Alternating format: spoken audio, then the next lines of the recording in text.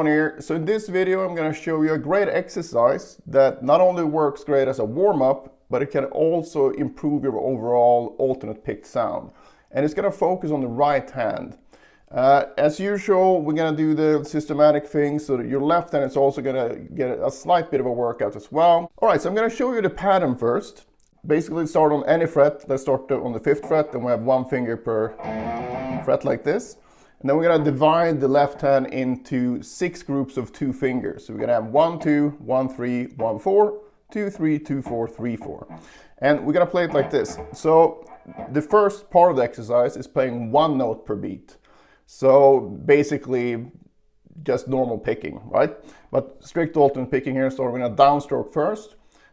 You really want to do this whole routine again, starting with an upstroke, but don't worry, it doesn't take that long, but it's really worth doing the upstroke version as well. As usual, you have the tabs available on my Patreon, and I've also added some backing tracks in the form of click tracks, so you can actually be sure that you're doing the higher subdivisions correctly.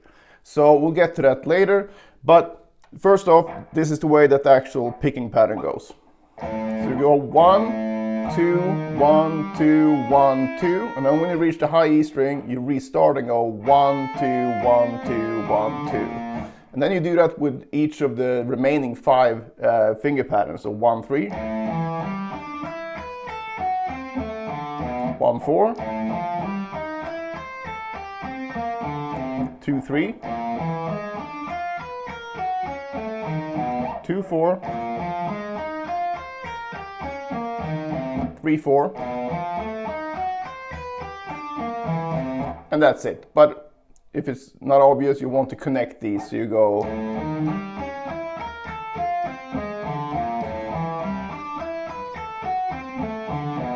and so on. After that's done, we're gonna go to 2 picks per note, still starting with a downstroke. It goes like this.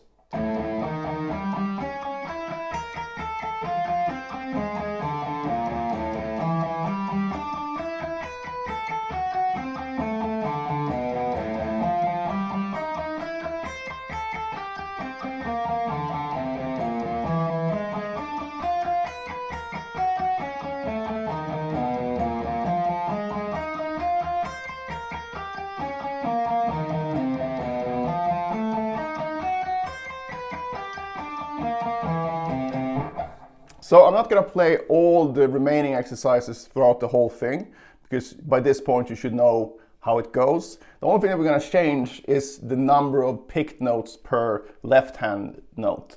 So the next logical step then will be to do 3 notes per beat, so triplets. So you go 1, 2, 3, 1, 2, 3, 1, 2, 3, 1, 2, 3, 1, 2, 3, 1, 2, 3. Throughout the whole thing. And if you haven't noticed, it's going to introduce something a bit trickier, because you have down, up, down, up, down, up, down, up, down, up, down, up. So you want to make sure you get the alternate picking in correctly. And another thing to really focus on here, especially as we get to more notes per beat, is the quality of the notes. So I'd rather have you play the highest subdivision we're going to get to, which is 32nd notes, which is 8 notes per click. Like this, 1, 2, 3, 4, 1, 2, 3, 4, 1, 2, 3, 4, 1, 2, 3, 4, 1, 2, 3, 4. I'd rather have you play at that tempo and get every note to sound good, because what you don't want to do when you work on this in the way that I intend is to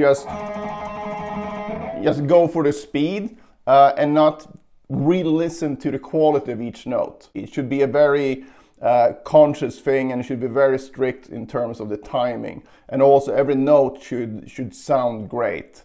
So that's what's going to help you really get the most out of this exercise.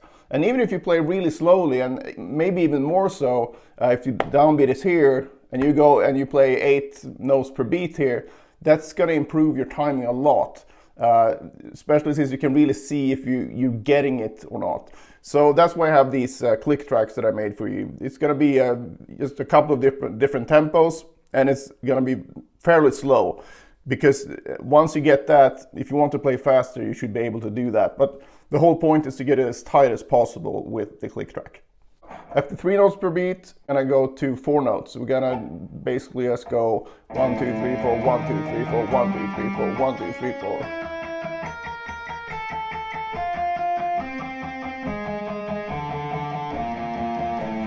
Again, really focusing on getting a good tone, so that's super important. And also being relaxed. So keep those in mind when you do these. Next one is 5, and this is where it starts to get dicey for a lot of people. Because for whatever reason, we tend to go like, 1 note per beat, 2 notes per beat, 3 notes per beat, 4 notes per beat, 6 notes per beat. Hey, what about 5? And then 8 notes per beat. What about 7?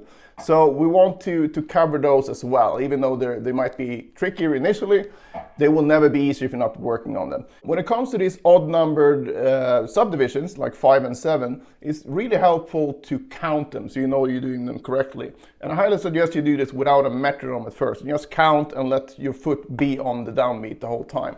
I'm going to show you what I mean. So you could count like this. 1, 2, 3, 4, 5, 1, 2, 3, 4, 5, 1, 2, 3, 4, 5, 1, and so on. I like to do it the way that Mike Mangini does it, the ex-drummer from Dream Theater. He basically just puts an and in between, so we go 1 and 2 and 3, 1 and 2 and 3. It's just easier to count somehow, so 1 and 2 and 3, 1 and 2 and 3, 1 and 2 and 3, 1 and 2 and 3, 1 and 2 and 3, 1 and 2 and 3. Like I said, just make sure when you start doing this, focus on the counting and make sure that your foot is always on the 1 here. So you go 1 and 2 and 3, 1 and 2 and 3, 1 and 2 and 3, 1 and 2 and 3. So even though it's an odd numbered subdivision, the notes themselves are going to be even. So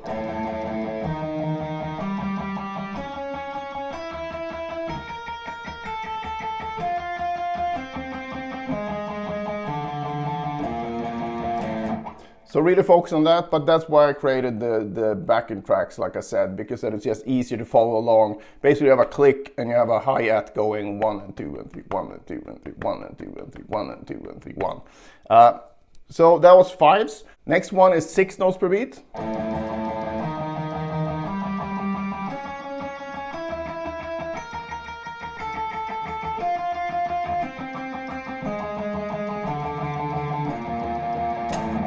And obviously go through all the different combinations.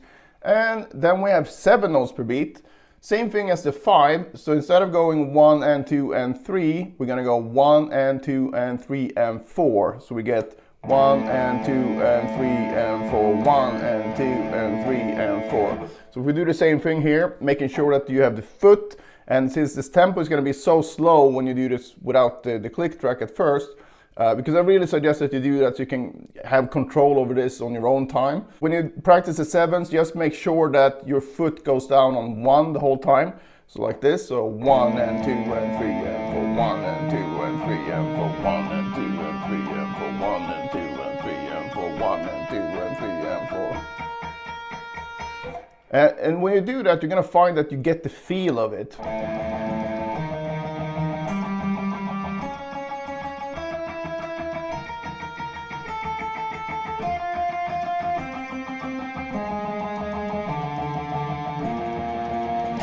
Much quicker than if you try to, just do it any old way. So counting is a very, very effective way to connect your playing and your brain to this sort of floating element of rhythm sometimes. So when you can really nail it down to, no, it's going to be 1 and 2 and 3 and 4, 1 and 2 and 3 and 4.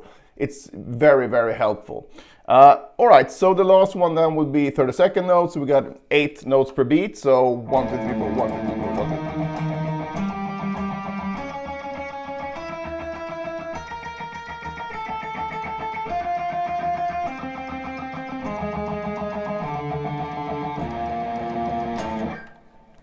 And go through all the different fingerings, like I said before. And then if you feel like it, and I really think it's worth doing, is to do everything again, but now start on an upstroke. You might feel that it's not that big of a difference when you do this one or any odd one, because you're gonna start a new string with every other pick stroke anyway, but it still feels slightly different. Where it really makes a difference though is when you play these more even numbers. So 2 notes per beat.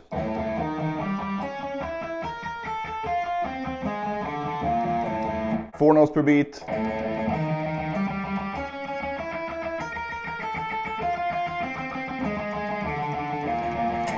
And 6 notes and 8, of course. So don't neglect that, because just try it yourself. See how well you can do it starting with a downstroke on each of these, and then when you try with an upstroke, if you feel there's a big difference in your technique and how it feels, you know that it's worth working on, because the only reason why the other one feels worse is because you haven't done it enough. There's no inherent thing that makes it easier to play downstroke. Some people say like, well, it's gravity. Yeah, I don't think that comes into it that much. It's just that we've spent so much time doing that throughout our teens that doing the same thing with upstrokes feels quite off. To recap, the most important thing here is to focus on the sound of the notes. So even though we're playing a lot of picks per note, you want each picked note to sound really good, because that will influence your overall sound in your alternate picking. So super important that you don't neglect the sort of tone that you get out of this. And also making sure that you're relaxed. And finally, making sure that you're getting everything in time. So again, go to my Patreon and you have the backing tracks that you can download there. It's MP3s, so you can just sit around and practice with them. And don't worry about the sort of lack of tempos there, because it's not about inching the metronome up in that fashion. It's about focusing on the perfect timing, focusing on everything we talked about, and that's what's going to give you the most gains. And then if you feel like, well, I want to do it faster, you can always just do that on your own. You don't need to have the subdivisions after a while. Once you get the sound of septuplets, which is 7 notes per beat, or quintuplets, that's going to be as comfortable as 16th notes for you, for example. So with that said, good luck with this one, and see you in the next one.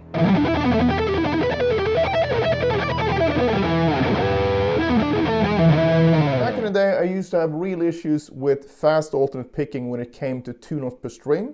I was fine with 3 notes per string, but the 2 notes per string thing was a bit harder to crack. So if you struggle with fast alternate picking as well, and you don't know what to practice or for how long, I've created the perfect solution for you in the form of the Pentatonic Picking Power Book. So in this book, you'll find a daily workout that will not only help your pentatonic picking, but will also upgrade your overall alternate picking technique. So it contains basically the same exercises I use myself to develop my picking abilities, as well as numerous students over the years that I've given the same exercise to with great results. So I know these exercises work as long as you put in the work. So it's not a quick solution or quick fix. It will still take a lot of work, but at least you have a very easy to follow routine. So if you're up for a big alternate picking upgrade in 2024, I cannot think of a better start. It's $9 and I think it's very underpriced, but I did it that way just so as many people as possible could be helped by this. So check that out.